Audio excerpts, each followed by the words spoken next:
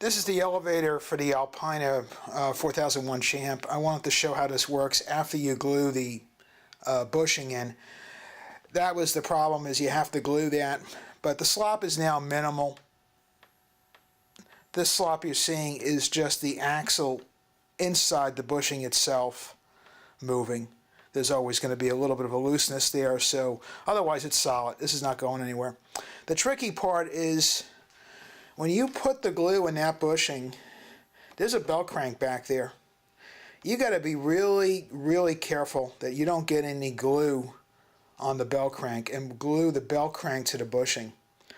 So I dug up some grease that I had with a small, nice pin applicator on it, and I greased the belt crank in there a lot so that the glue could not travel to the belt crank, because there's no way to get in here.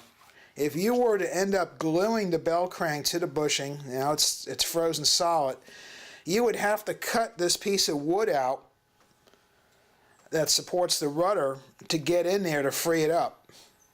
I wish they had not glued this in at the factory, because then I would have glued this earlier on in the step first, and then if I would have made a mistake, at least I could go in from the rear and repair it.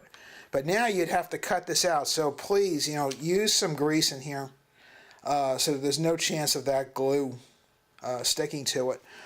I decided that epoxy was going to run too much, so I used the Loctite High Sol glue. This is like a paste.